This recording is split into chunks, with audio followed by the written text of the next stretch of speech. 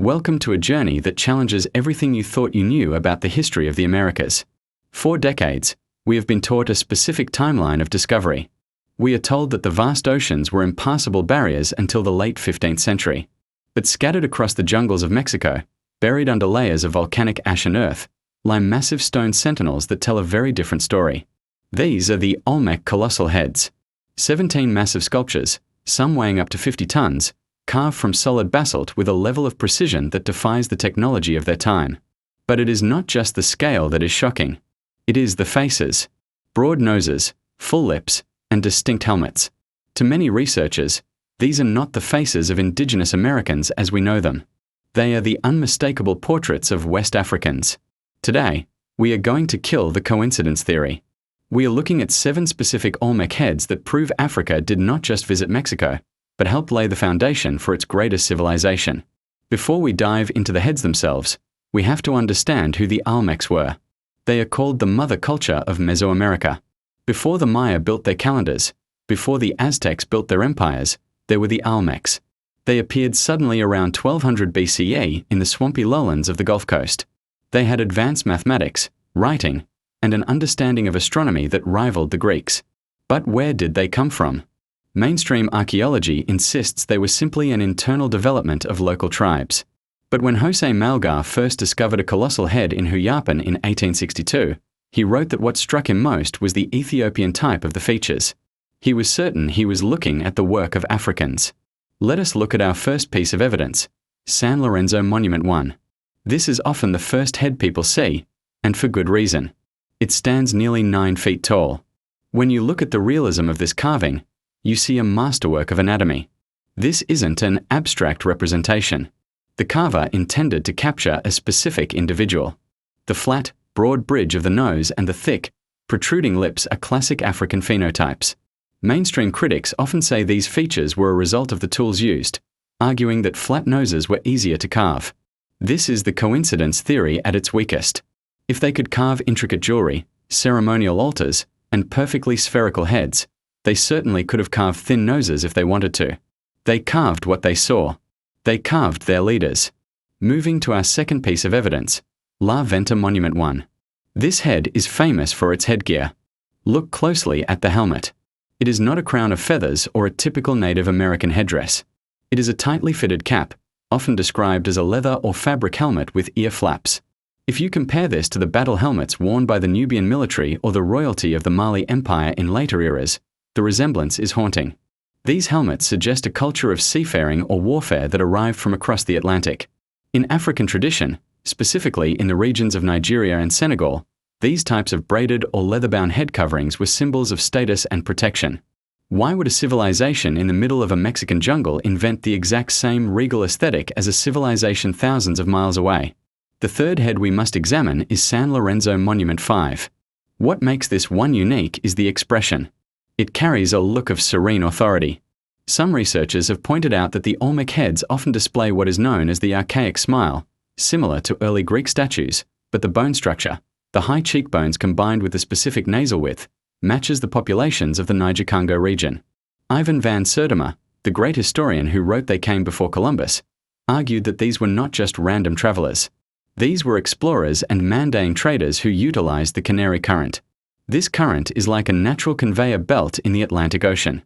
If you leave the coast of West Africa in a boat, the water naturally pulls you toward the Caribbean and the Gulf of Mexico. It is not a matter of if they could make the trip, but why wouldn't they?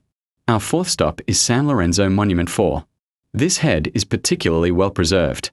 When you look at the profile, you see the protrusion of the jaw, a trait often cited by biological anthropologists as being more common in African skeletal structures than in East Asian or traditional Native American populations. For years, the scientific community tried to hide the skeletal evidence found at Olmec sites.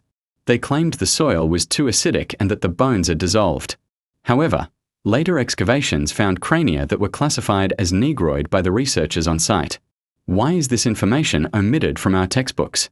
To admit that Africans were in Mexico 3,000 years ago would mean rewriting the entire history of human navigation. It would mean admitting that Africa was a global power long before the rise of Rome. The fifth head, La Venta Monument 4, brings us to the mystery of the braids. On the back and sides of several Olmec heads, There are carved patterns that look exactly like cornrows or African braiding styles. This is not a coincidence. Hair is one of the most significant cultural markers in human history. The specific way these patterns are etched into the basalt mirrors the traditional hair mapping found in West African tribes.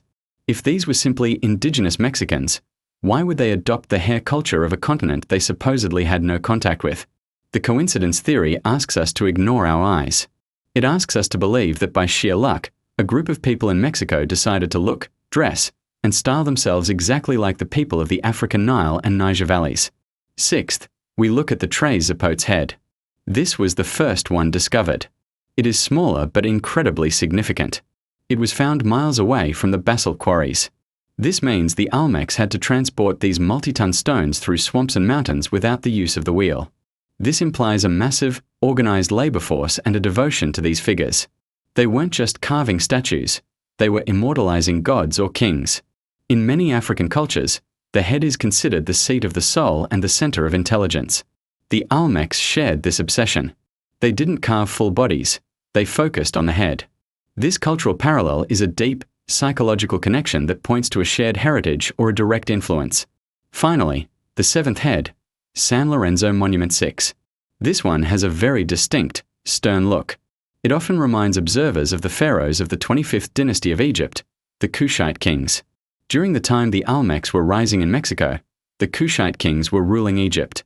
They were a black African dynasty known for their seafaring and their monumental building projects. There is a strange overlap in the timeline.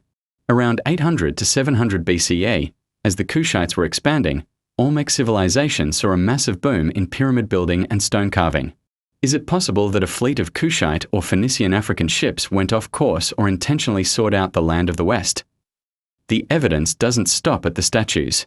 If we look at the botanical evidence, the case becomes even stronger. When researchers examined Egyptian mummies, they found traces of tobacco and cocaine in their tissues. These plants are native to the Americas. They did not exist in Africa or Europe at that time. How did they get to Egypt? There had to be a trade route. And if there was a trade route going one way, there was a route going the other. The Olmec heads are the visual confirmation of that trade. They are the passport photos of the ancient world.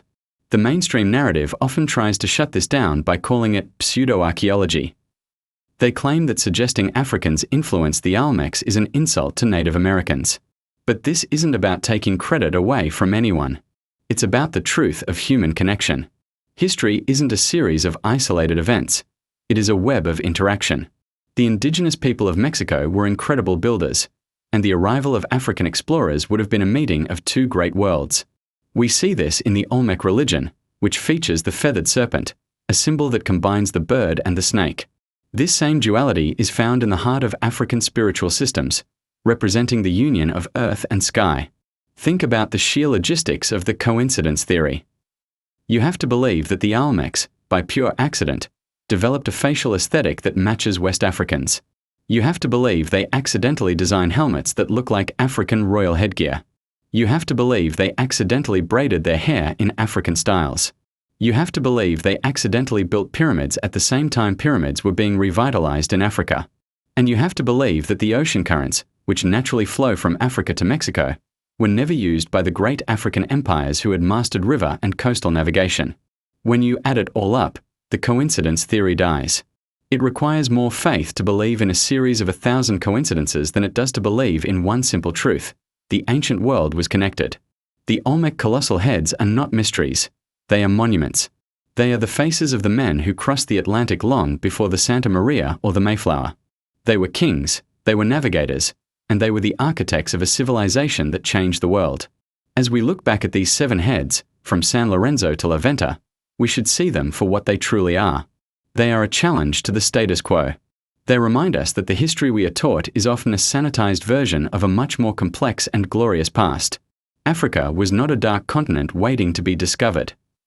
It was a powerhouse of exploration and culture that reached out and touched the shores of the Americas, leaving a legacy in stone that even thousands of years of rain and dirt could not erase.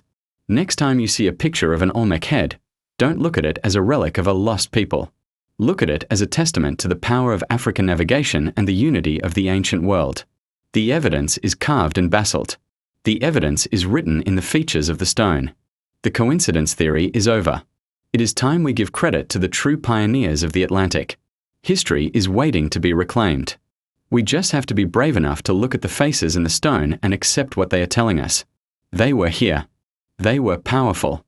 And they have been watching us this whole time, waiting for us to remember who they were. The Olmecs left us more than just heads. They left us a blueprint of a society that valued the mind, the spirit, and the stars. They paved the way for the Maya and the Aztecs, and in doing so, they left an African footprint in the heart of the Americas. Whether we choose to acknowledge it or not, the stone does not lie. The 17 colossal heads stand as a permanent record of a time when the world was one, and when the sons of Africa stood as giants in the land of Mexico. Thank you for joining us on this exploration. Keep questioning, keep searching, and never let the official version of history stop you from seeing the truth that is right in front of your eyes. The story of the Olmecs is the story of us, a story of travel, of genius, and of a connection that spans the deep blue sea. We will see you in the next chapter of the hidden history of the world.